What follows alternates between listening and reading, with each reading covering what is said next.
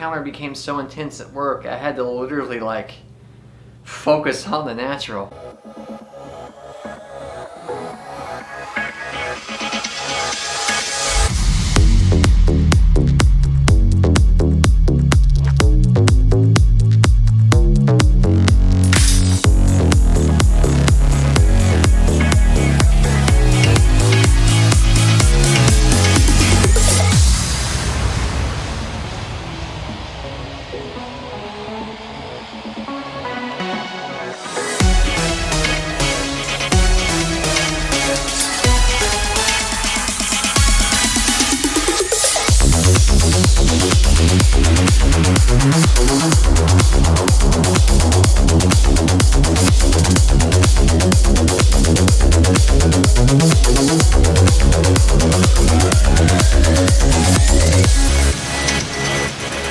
Man, that was crazy driving, wasn't it? I made it home before all of this rain. Check that out. Pouring! It's kind of cool though. Did you like some of those clouds, that B-roll action? I thought I was actually driving away from it, and then I realized it was like coming at me. So somehow I zigzagged my way through the clouds. It's still raining, but it's like the sun setting. Yeah, see that? It's kind of crazy looking. Oh, it's raining! It's raining!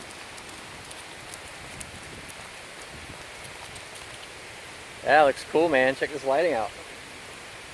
I'm getting soaked. Oh, there's blue sky back there. Can you see it?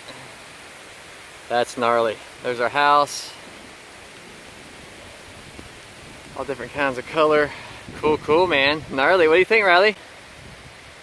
Crazy stuff? So I'm at work this morning, had a little bit of downtime, so I began to work on this book. Kind of my next book, my next project. I'll share a lot more with you guys later about what that's gonna look like. So I'm sitting there typing out an encounter. Now this encounter is like 2 decades old. It wasn't even my encounter, it was my friend's encounter that I heard him retell many, many times over and over again. So much so that the very testimony of the encounter began to like impact my DNA. The testimony of the encounter, stop scratches! The testimony of the encounter was an invitation for me to step outside of time to experience the encounter. In the encounter, it was like this crazy interaction that 2 of my roommates from Bible school had with Jesus. That's all I'm going to say. But in hearing the encounter, it's an invitation for us to partake of the encounter.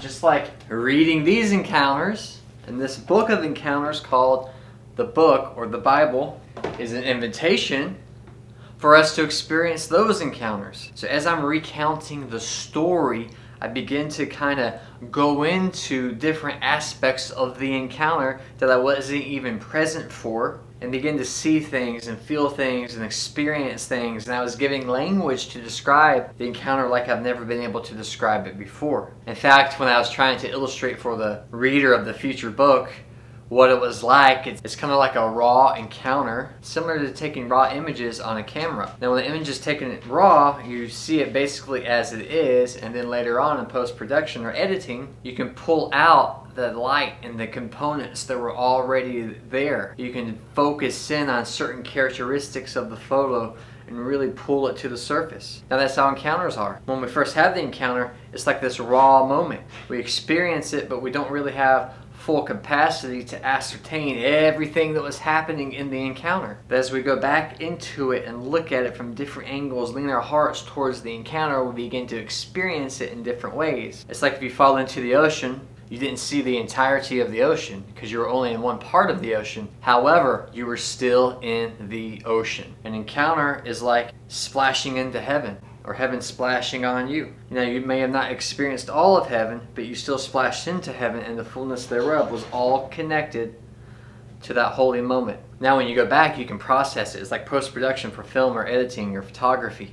You can zoom in, you can go from 720 to 1080 to 4K on the encounter and see it in different ways that you've never considered before. That's why I like tonight. Like when I was driving and you saw those low-hanging clouds, like I love the sunshine as much as the next person. But there's something about the sky and clouds that you can only get in an interaction when it looks that way. There's a depth, there's different things that you can see in the clouds that aren't always available until the atmosphere is just right for you to see it and experience. Now, our encounters are great. We can lean our hearts towards them, but we don't need to always try to recreate one Jesus experience every single time we go in His presence. It's like the weather patterns. There's weather patterns of heaven.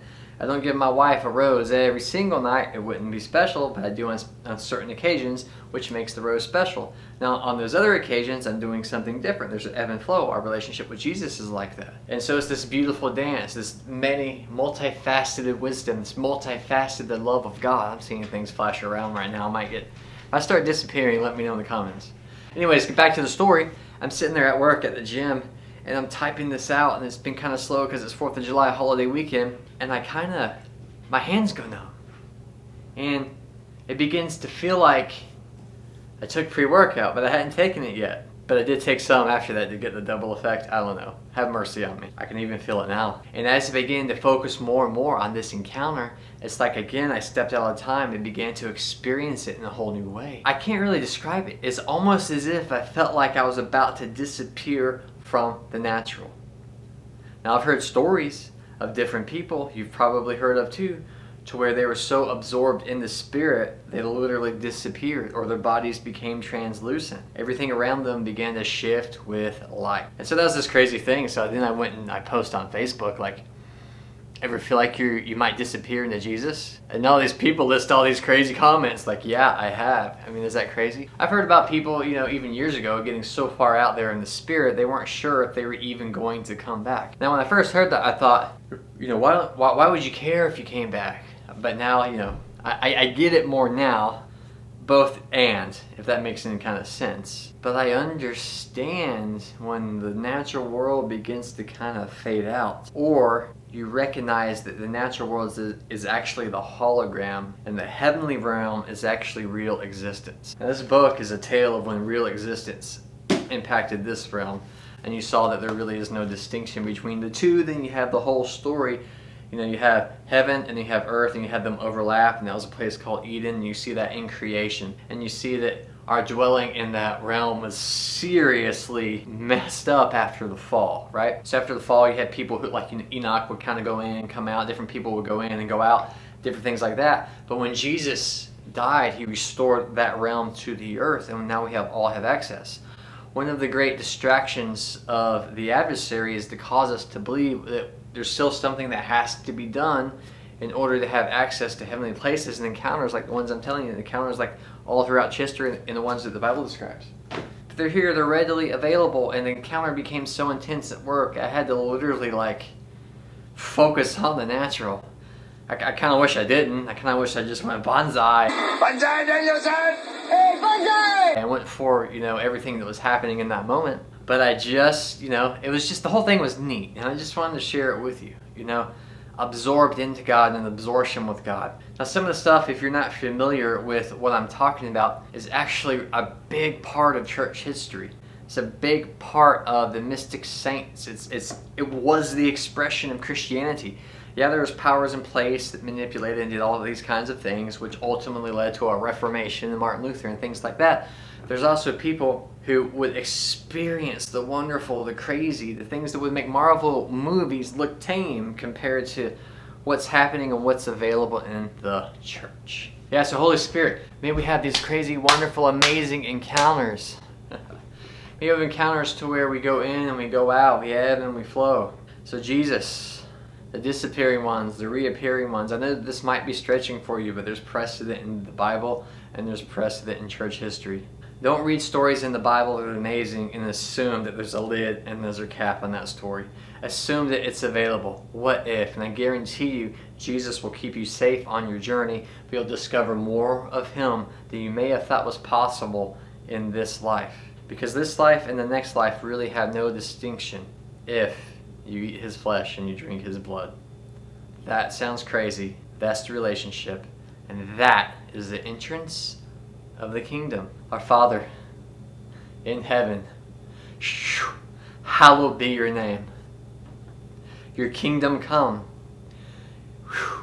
Your will be done on the earth as it is in heaven. Friends, thank you guys. We love you so much for just being a part of our channel, the family that we're creating around this channel. Hey, if you're loving the videos, leave a comment and let us know what you think. And oh, I need to start promoting my books more. Book 1, The Call for Revivalist. It's all about everything I just mentioned about these crazy, wonderful, amazing encounters both in the Bible and in church history. It's kind of like heaven on earth theology and the experiences that we have available today. Do you want to learn how to hear God's voice? Yes, you do. Do you want to learn how to not only hear His voice, apprehension, comprehension in the vehicle to navigate the prophetic realm? Well, this is the entry point and the starting point to understand those things. Lisa and I taught for many years a class at Bethel Land School of Supernatural Ministry called Revival History. We put all of our notes together and made it available for you. It's also part of our School of Revivalist curriculum. So those are the 3 books I'll just kind of highlight today, and the links will be below. Bless you guys. Love you guys. See you later.